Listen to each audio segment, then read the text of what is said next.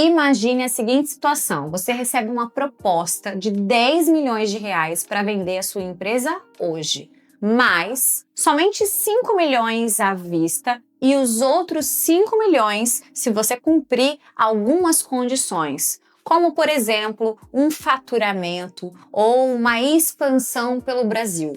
Você toparia deixar esses 5 milhões na mesa, a depender da sua performance? Esse é o desafio que a cláusula de earnout coloca pra gente dentro de uma operação de M&A, dentro de um contrato de compra e venda de cotas ou compra e venda de ações. Meu nome é Fernanda Moreira, eu sou advogada empresarial especializada em direito societário e esse daqui é o nosso canal para a gente falar um pouquinho sobre direito aplicado ao mundo dos negócios, ao empreendedorismo. Eu sou advogada, fundadora do MZ Advogados, me segue lá no meu Instagram, Fernanda Moreira R, onde eu também compartilho sobre a minha carreira, sobre gestão e sobre tudo aquilo que envolve a minha vida profissional. E se você ainda não está inscrito no canal, chegou aquele momento de você deixar o seu like, dar aquela curtidinha e também se inscrever para receber outros vídeos onde eu compartilho muito conhecimento técnico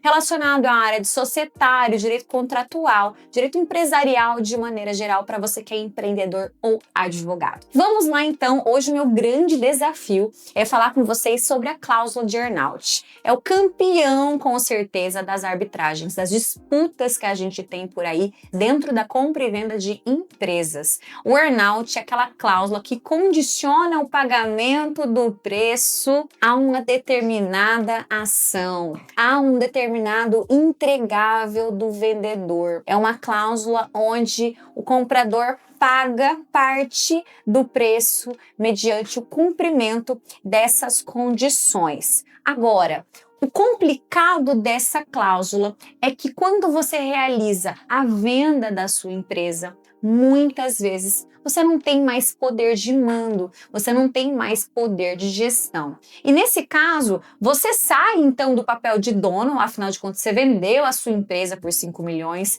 já assinou todos os contratos e os outros 5 milhões você vai entregando como? Como um trabalhador daquela empresa. Você volta para a posição de funcionário. Eu tenho uma cliente que eu me lembro dela falando, ela estava ali no período de earnout dela e ela me dizendo: olha, Fernanda, como é duro.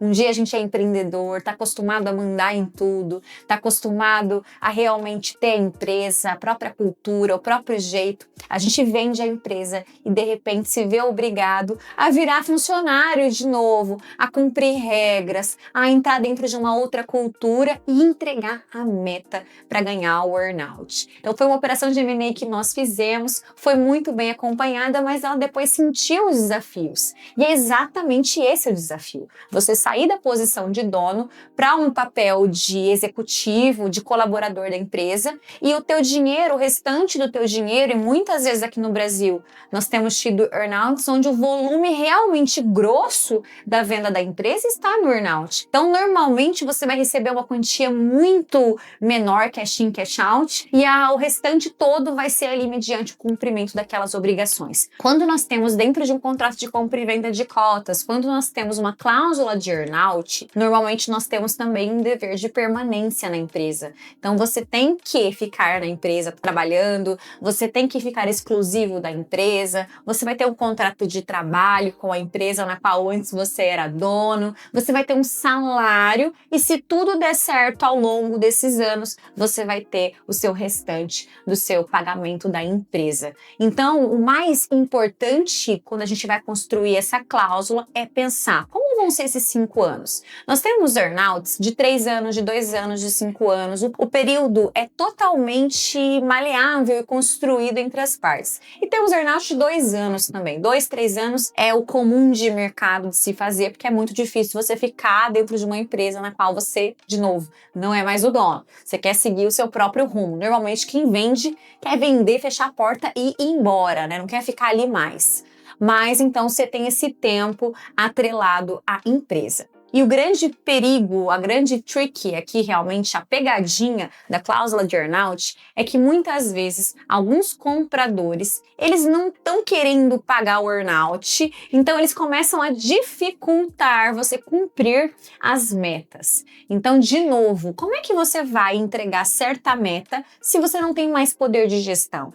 Então, antes, quando você era dono, você comandava a operação. Era mais fácil para você, por exemplo, manter uma margem líquida na empresa, a mesma margem de sempre, porque você tinha poder de mando, né? Você conseguia ver os números todo momento. Então, de repente, se você tem uma meta que você não consegue, atrelada a essa meta, ter liberdade, autonomia, flexibilidade para cumprir esse entregável, fica difícil. É aquela obrigação impossível de ser cumprida, é uma condição, na verdade, impossível de ser cumprida.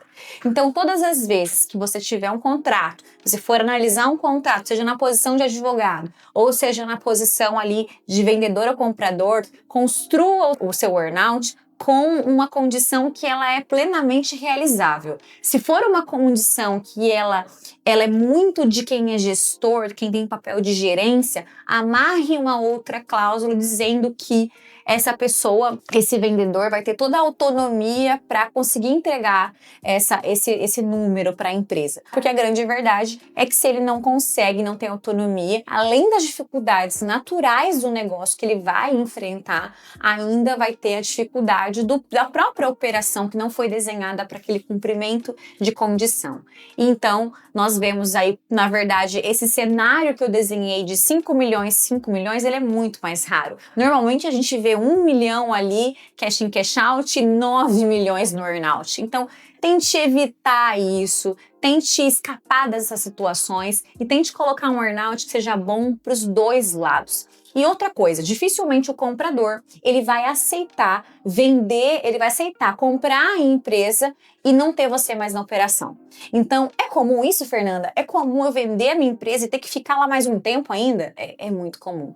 Por quê? Porque demora um tempo para que a gente consiga fazer esse repasse de bastão. Então, o dono da empresa, ele tem todas as informações, tem um relacionamento com o cliente.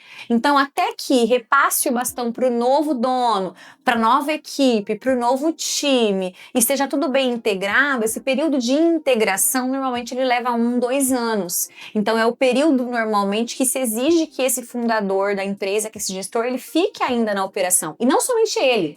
Muitas vezes, o comprador exige que os colaboradores fiquem, que os sócios ou os executivos, peça-chave da operação, fiquem também. Então, são condições que aquele que está dando aquela proposta, aquela oferta para comprar a sua empresa, exige, porque essa empresa só teve sucesso, só chegou aonde está, porque tem o seu DNA, o DNA do fundador. Se não fosse você, a empresa provavelmente não teria chegado onde chegou. E se você recebeu uma proposta de compra da empresa, saiba que você está no caminho certo dentro do empreendedorismo. Se você quer aprender mais sobre esse conteúdo e gostaria de ter a sua dúvida respondida aqui nesse canal, deixa aqui embaixo nos comentários que o próximo vídeo pode ser exclusivo para você, eu respondendo e explicando aqui o que você deve fazer e o passo a passo para a solução do seu problema jurídico, contratual, societário. Eu te vejo, até uma próxima!